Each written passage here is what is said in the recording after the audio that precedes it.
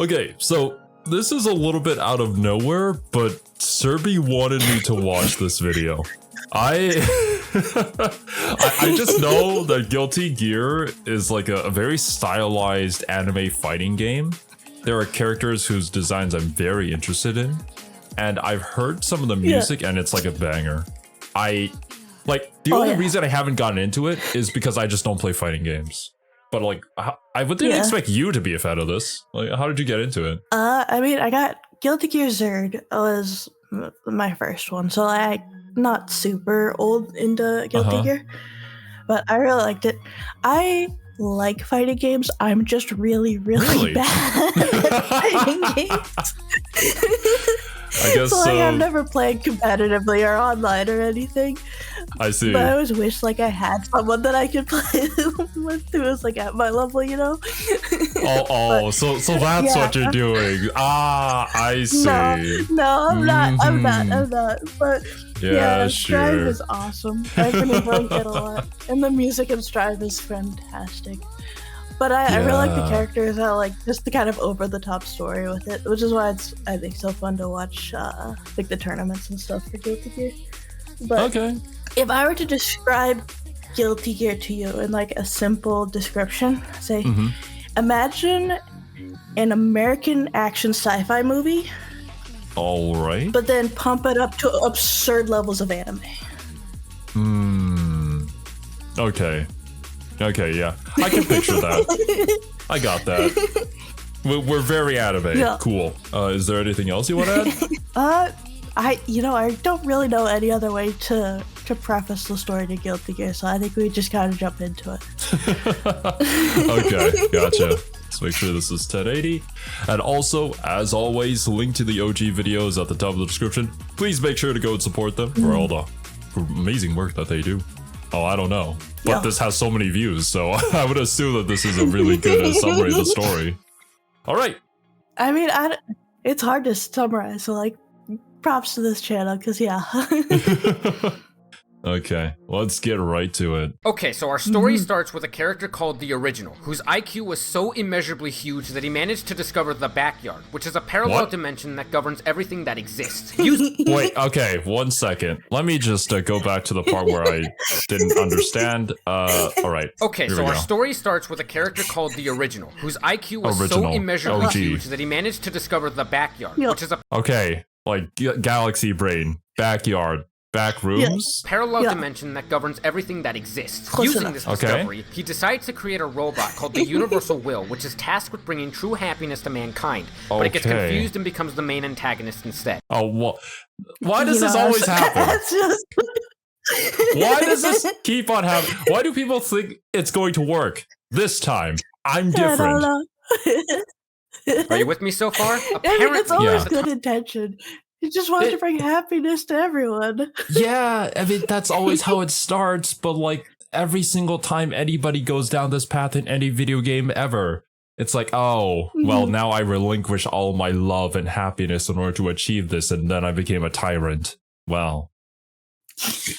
Anyways. Turn of the new millennium, Y2K actually happens, and every single electronic device in the world malfunctions in an event known as the Dawn of Revival, which plunges all of humanity into chaos. Fortunately, there are 5 geniuses known as the Apostles who knew that Y2K was going to happen and offered a new energy source, magic. A few years later, a recent... Yeah, just casually. You know what, guys? Let's just use magic. I mean... I could be Galaxy Brain too if I just said that. I guess. It could work. Researcher, who at this point is only known as That Man, kickstarts the Gear project alongside his colleague. Why is he a hentai protagonist? He is that man. He is that guy. He's him, literally. Frederick and Aria. It doesn't last very long. This research team entirely falls apart when That Man uses the flame of corruption to turn Frederick into the prototype Gear. Meanwhile... Oh, wait a minute. I think I've seen that character before. He's like the main character. He's the main character, yeah. Him and Kai are pretty much the like main dudes of Guilty Gear. Okay. In an effort to prevent the United States from militarizing Gear technology, That Man decides to militarize Gear technology. The result of this is Justice, a Mobile Suit Gundam built to... Well, when you try to fight the monster and you end up becoming the monster yourself. Yeah. The hypocrisy. The body of Frederick's girlfriend with the ability to control any and all future gears created. However, thanks to the universal will, Justice becomes evil and gathers an army of gears to instigate a 100-year-long war against humanity called the Crusades. Her first mission is to convert all citizens of Japan into antimatter gears to expand her army. That man looks at this and is like, Wait, what are antimatter gears? Okay, I guess we're just gonna gloss over that. Oh god. Why is girl evil? Oh, it's because of the will of the universe. Yeah, that's right. Forgot about that. Shit, that's not good. And his solution is to blow up the entire country of Japan. After many years of battle, Kai Kisk's army, with the help of Frederick, who now goes by the name Soul Bad Guy, seals justice. Is he the bad guy? No. but his name is Soul Bad Guy. He's supposed to be the only bad guy. What? Alright. What a name. I think the PR team on him should reconsider their choices. Inside a dimensional prison, which puts an end to the Crusades. However, the prison only holds for about 5 years before weakening, which brings us to the very first Guilty Gear video game. In this game, Soul Bad Guy joins a tournament that is looking for the strongest fighters who can defeat Justice, but he discovers that the whole thing is a hoax orchestrated by a person of indistinguishable gender. Testament? I'm assuming it's this character. The art style is quite charming. Yeah. Named Testament. Testament revives Justice using themselves as a sacrifice, and Soul starts throwing hands. Hell yeah. Look at the moves. Look at the punches. I have no idea what's going on, but I think somebody's winning. I think Justice is winning. Oh. Fighting games are fighting.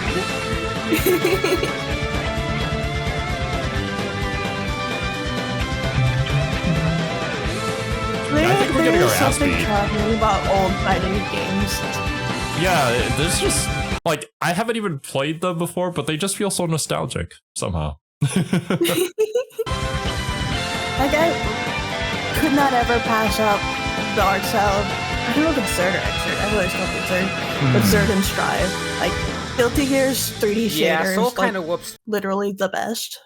But man, the old stuff does look really good. Well, I guess we'll see gameplay of the older games here as well. I'm only familiar with Strives, like how that looks. Justice's mechanical ass. Yeah. But remember, Justice was built on top of Soul's girlfriend, so now he just has to live with the fact that he took the life of his one true love. Sucks for him, I guess. And this brings us to our next game, Guilty Gear X. Guilty Gear Zex. Guilty Gear. Nothing happens in this one, but it does set the stage for Guilty Gear XX Accent Core Plus R. What is this naming sense? Are you sure this isn't an 18 plus game? Because I'm suddenly interested. Okay.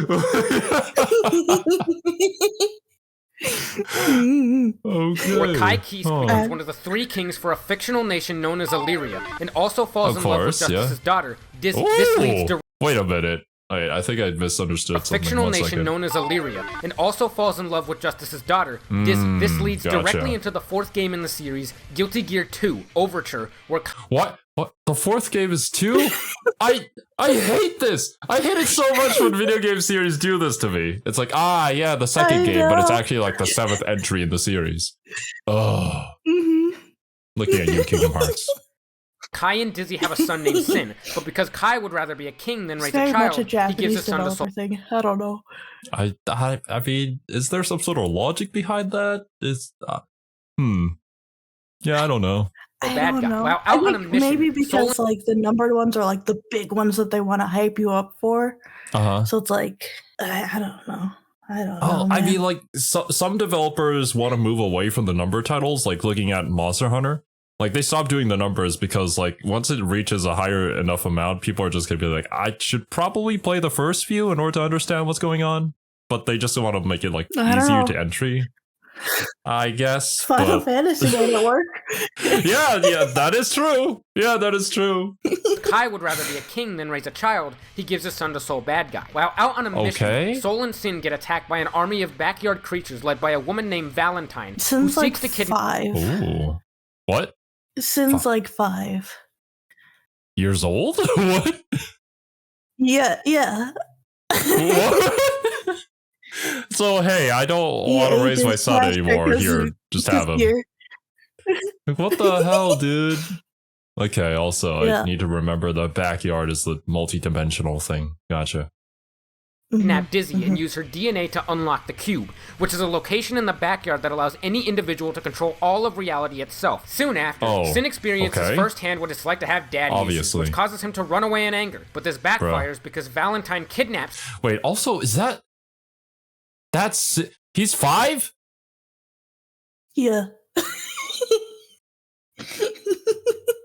I won't question it anymore. Let's just... Sin and plans to use him to unlock the cube instead of Dizzy. Soul goes through a magical portal that takes him directly into the backyard, and at the last second stops Valentine from entering the cube. Soul also manages to destroy the key to the cube, thus compromising Valentine's entire plan, putting an end to what would become known as the Baptisma 13 incident. Afterwards, Soul begins assembling a new weapon known as the Junkyard Dog from the pieces of a much more powerful weapon called the Outrage in the pachinko slot machine game called Guilty Gear Vastage XT, which takes place 3 months prior to the events of Guilty Gear Xrd Sign. In this game, a girl named Ramlethal declares war on the entire world, but then gets immediately captured by Soul. But then she reveals that she was only a I've seen a lot of animations of her. I think she used to be like a bad guy, but then kind of became a good guy later on in a way because of a doggo. I don't know. Yeah. Something like that. Decoy so that the leaders of the United Nations known as the Conclave can enact their true plan, which is to activate the cradle over the city of Babylon, causing an explosion and killing everybody. Why did they do that? Why? Yeah. Soul and Kai learned from an elite Okay. They did it because we need a narrative.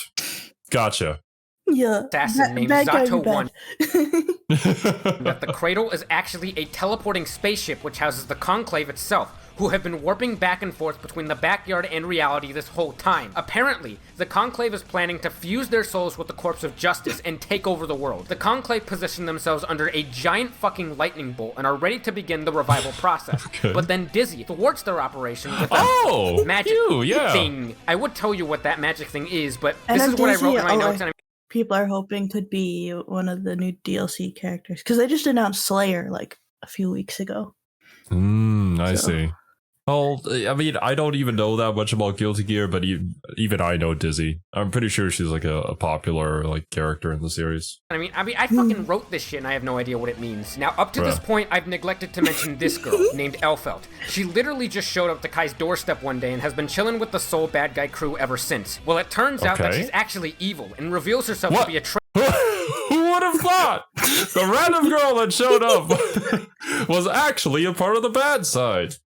Well, dang. I mean, who could mistrust those pair of boobas? Like, she really has them out there. That I said I think Kiwi would like.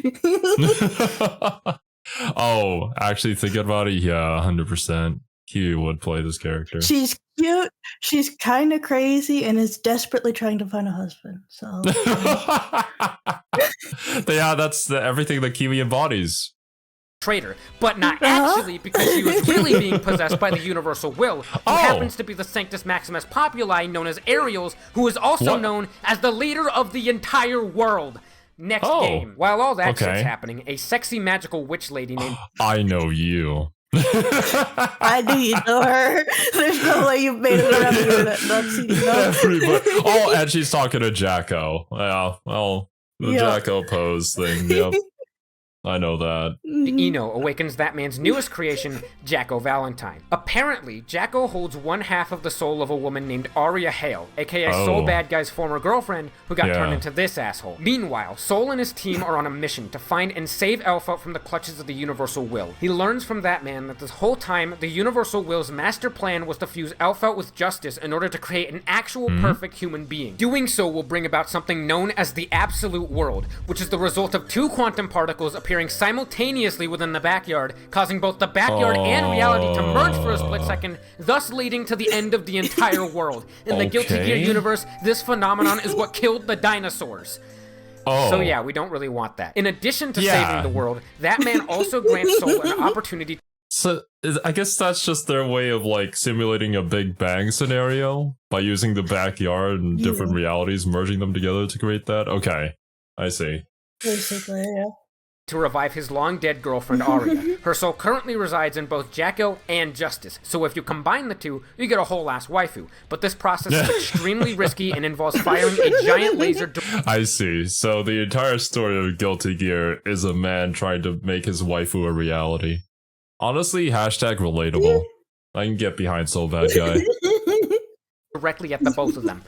So that's exactly what they do. Unfortunately, it doesn't work. The laser is just not strong enough. So they fire the laser directly at Soul so that he can use his weapon, the Junkyard Dog, to amplify the output of the laser just enough to finally complete the fusion process. With Justice destroyed and Aria revived, the crisis is averted, and the Universal Will is taken into custody. When the dust finally settles, Soul and That Man have one more meeting before parting ways.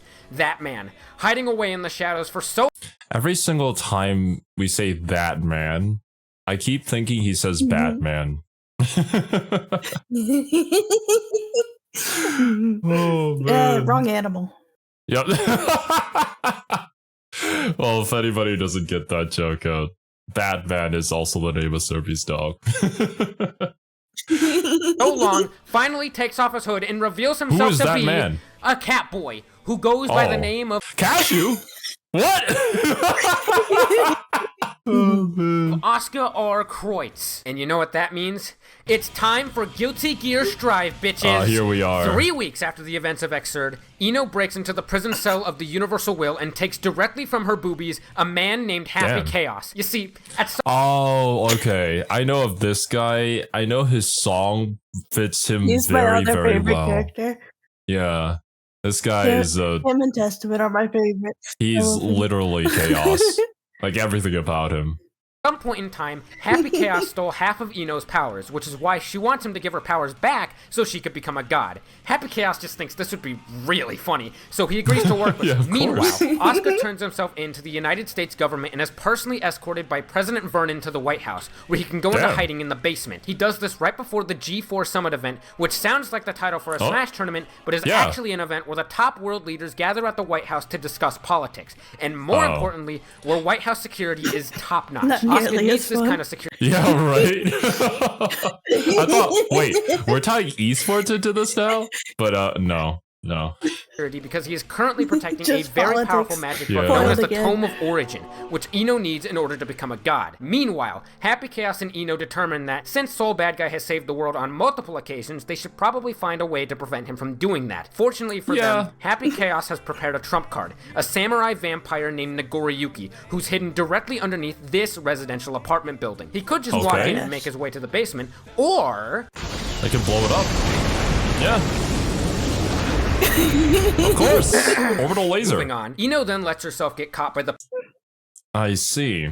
Don't move? Police, Gotcha. which was part of their plan, but pretty much everybody finds it a little suspicious that this all-powerful character got arrested by a bunch of nobodies, so they're going to have Soul present at the White House for extra security just in case Ino is planning something. But none of that matters, because when G4 actually begins, Happy Chaos mind controls all of the White House guards to be under his command, and now the White House is completely... Why are they wearing that? You gotta know that they're under his control, I guess. I see.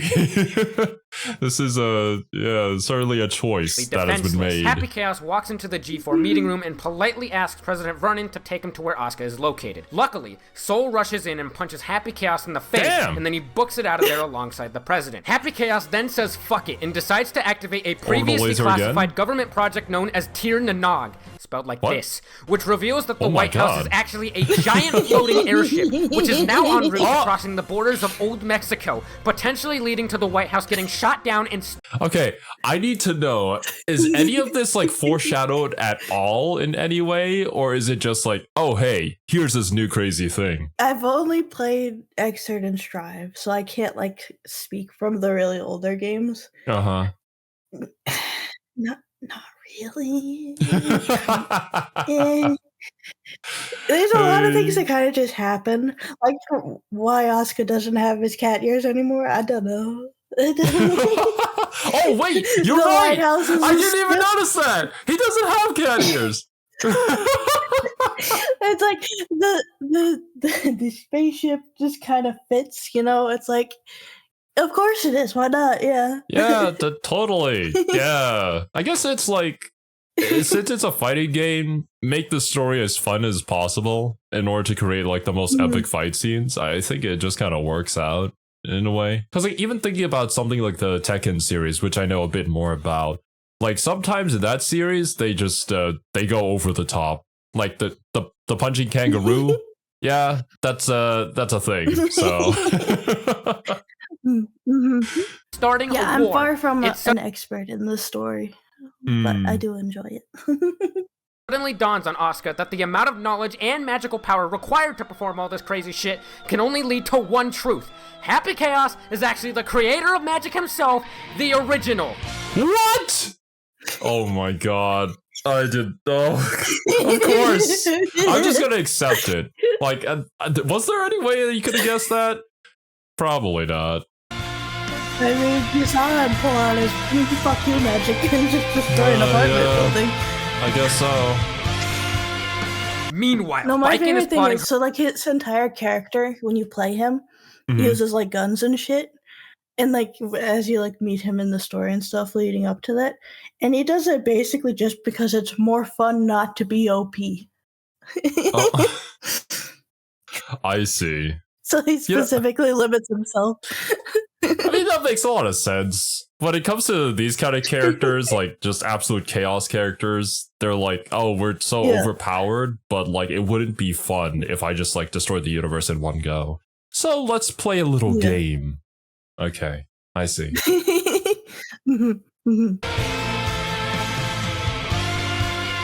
Meanwhile, Baiken is plotting her revenge against Happy Chaos for killing her friends and family all those years ago during the Crusades, which attracts the interest of this small 12-year-old girl named Delilah, whose brother was also killed by Happy Chaos *, and wants to help Baiken kill the man. Baiken doesn't exactly condone 12-year-olds conducting assassination attempts, so Delilah leaves to take revenge by herself and attempts to teleport straight to Happy Chaos, but fails and inadvertently creates a super high-density info space bubble directly above a massive city that can explode at any moment. About to wipe out everything in the 9-kilometer radius, including 120,000 people? Oh my god. Baiken is in the middle of assessing the situation when she is met with Ramlethal, who's a good girl now and was actually appointed to be the head of the Illyrian Brigade, all because she ate a burger. Baiken and Wait. What? She ate a burger and became a good guy because the burger was just that good? Yeah, why not? I appreciate the simple living and the simple reasons, honestly. It's like, I mean, yeah, they got better healthcare over that side. Okay. Ramlethal enter a magical door portal, which brings them on board an airship alongside May, April, Sin, and Faust. If there's any team that can prevent a crisis... What? Sin, what is your arm? How old is Sin now, by the way? Is he still 5? Oh... I mean, 3 weeks have passed between Exert and Strive. 3 weeks? So he's still 5? Yeah. Oh my god. Crisis, it's this one. Using a very... Since page now. Pretty sure he was 5. Okay. Also, what was that? So many goddamn dolphins, tits, yep. This man deadass thinks babies pop out of your eye. What? Yep, I am correct. He is 5. He is actually... Oh my god. If you want to know his weight, he's 160 pounds, or in Strive. Just fun fact, I guess. That's where I'm lethal. I still can't get over the fact that she was a villain, so she ate a burger. Like, that's real. I'm not making this shit up. The story is... Man, Faust is so creepy in Strive, and I love it. Faust is the doctor guy with the bag on his head, right? Yeah. When did like, he get introduced to the story? He was he was the silly, like, horror, like, silly, goofy character in Exerd when I play. I don't actually know when he was introduced. Okay. But yeah, he was really goofy in Exerd. And then in Strive, they, like, took all of his goofy features, and they're still there, but they made it super spooky looking. I see. I mean, that's probably a good change. I like that change. No, I do too. I love Faust. Using a very long rope, dragons, and a big door, What? the Dragons? team manages to slice the info bubble in half, preventing the city from exploding and saving the lives of over 120,000 citizens. Biken and Delilah completely give up on revenge, and Faust does, whatever that is. But who gives a shit about it? His soul ascends to the heavens? What is he doing? All that, because the city is saved, and with that crisis out of the way, let's go ahead and check back in on the White House. Oh yeah, on the ship. Oh. What is he doing? The U.S. Pentagon decides that the only solution to stop the White House from entering Mexico is to shoot it down. Guess that guy's name. Which guy? The guy in the back? What's the name of the guy who's the face of KFC? Colonel Sanders. Think of like the most American cowboy name you could think of. American cowboy name. Chuck Norris? His name is Gold Lewis Dickinson. Gold Lewis Dickinson. That is an American name if I ever seen one. Pentagon decides that the only solution to stop the White House from entering Mexico is to shoot it down. But they can't do that until Sol, Vernon, and Asuka are escorted off the aircraft. Conveniently, the room that Asuka is currently occupying is actually an escape pod. So Sol and Vernon start heading down there, and along the way, Vernon reveals himself to be a cyborg. Asuka attempts to use his epic magic skills to redirect the White House away from Mexico, but is interrupted when Happy Chaos telepathically instigates a magic duel to the death. At first, Happy Chaos appears to get absolutely bodied, but then he's like, wait a second, I'm a god, and then proceeds to go absolutely sicko mode on Asuka's ass. Meanwhile, Sol and Vernon end up running into Nagoriyuki, who has just been chilling in the White House this whole time. Sol takes this as an opportunity to get Nagoriyuki to tell him what Happy Chaos's weakness is, but then accidentally kills him in the process. Whoops! That's unfortunate. Still, they manage to make it to the escape pod, but upon opening the door, Happy Chaos teleports inside and locks himself in with Asuka. But then Asuka comes out with his Uno reverse card all like, fuck you, I was never actually in the escape pod, bitch. They eject Happy Chaos off the White House and redirect the airship to safety. Crisis averted yet again. Phew, glad that's over. But suddenly, the tone shifts as Asuka decides it's finally time to rid the world of Sol Bad Guy. He removes the flame of corruption from Sol, leaving behind but an ordinary man, Frederick Bulsara. The curtains finally close on a story 23 years in the making, and a dawn of a new mankind shall begin. But wait, because it turns out that of course there's a but wait, there's more. Man, our guy almost got to go back and live a normal life. Well, can you even live a normal life in this kind of universe? I don't know. The Happy Chaos that was ejected from the airship was fake. A physique like souls. And actually just some random guy that looked like Happy Chaos, while the real Happy Chaos was just sitting there, chilling. Happy Chaos takes directly from Asuka's movies the Tome of Origin, which allows Ino to finally transform into a god and do literally anything she wants. And the worst part is, Sol can't do shit about it because he's just a regular dude now. The first thing Ino does with her newfound godhood is reenact the end of Evangelion, which I mean, fair enough.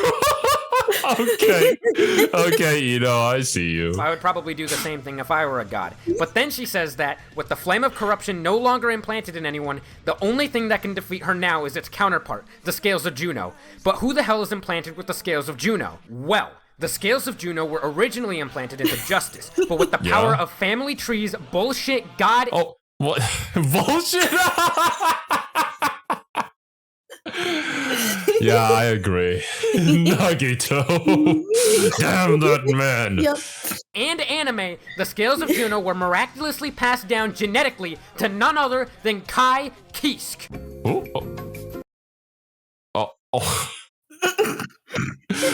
Okay, wow.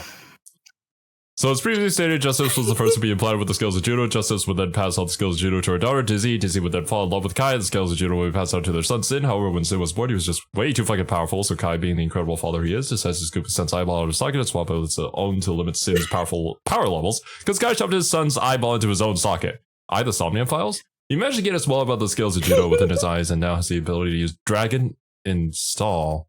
Or at least I think this is how it happened. I'm not really sure, because while this was the explanation given to me by Stripe GG World Mode, there are some sources on the internet that say the cause of the Scales of Juno within Kai is unknown, since apparently the creator Guilty Gear stated in the past that Kai gained the Scales of Juno through his relationship with Dizzy.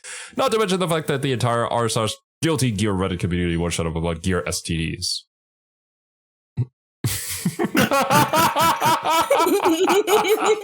What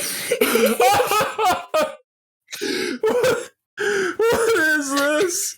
I'm not gonna even think about the logic behind it. I'm just gonna accept it. Kai, with the necessary tools in hand, confidently stands up to Ino and prepares himself to protect the entire world in the ultimate battle of man versus God. He fails. After all hope seems lost, President Vernon comes strolling out with a bin of nuclear batteries capable of obliterating the entire world, which were kind of just lying around in the Oval. What? You would just keep this here in case something like this happens? What? You never know. Okay Best to then. be Surprise! prepared, right? Nagoriyuki is not actually dead, and conveniently tells Soul that Ino's weak point is in her right hand. Using this knowledge, The Soul crazy fucking badass vampire didn't actually die. Who saw that coming? Well, also, like, why the right hand?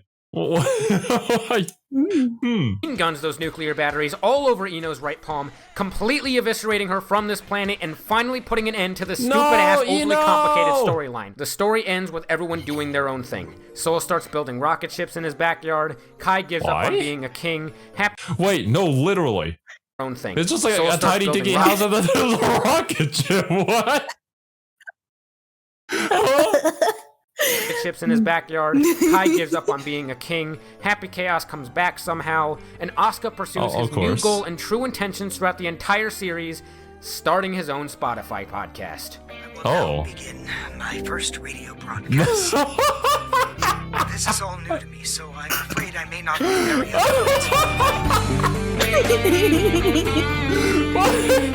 He has very simple goals in life. You know, I respect that. Yeah, you know? 4 months to make. That is insane amount of work. Yeah, please go support the OG creator. Yeah, that was a lot. Condensed into A lot just to 14 compile minutes. and then edit that afterwards. Yeah, man.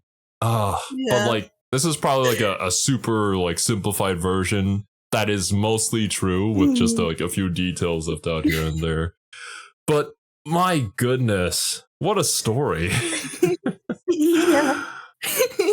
Imagine my confusion, the jumping into excerpt and just not having any idea what the story is. I'm just like, things are happening. I don't know what a gear is. I don't know what's going on, but I'm having fun. Yeah. Oh, also, let me just check if there's a little bit more. I don't think there is, though. Few inaccuracies, yep. Yeah, we enjoyed it immensely. Thank you very much. Yeah. All right. For sure. Cool. Honestly, I don't hate it.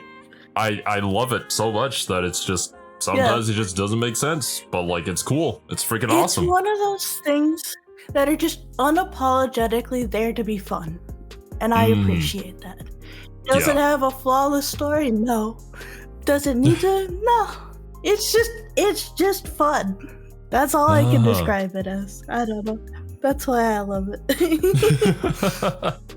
I will say though that this has kind of got me interested in Guilty Gear Strive. Not gonna lie. Like, I mean, I'm very like, you know, the aesthetic appeals to me quite a lot because the characters are just so over the top, and like it's just animated so beautifully. That was why I got into Guilty Gear in the first place, was the characters. And just the shader. Yeah. Because I was going to school for video game development when, I want to say when Rev 2 came out. So I was like, my teacher did a full like breakdown of how their shader works. And I won't go into that because that's a lot of technical nonsense that no one cares about. But it's really cool. Yeah. I got interested. I saw the characters when we were looking at that. I see. Okay, gotcha. But yeah, I'm definitely interested in checking out more about the series. Well, regardless, thank you guys so much for watching. I hope you guys enjoyed, and we'll catch you in the next one. Yeah. Maybe. We'll see. Later, dudes. Bye-bye.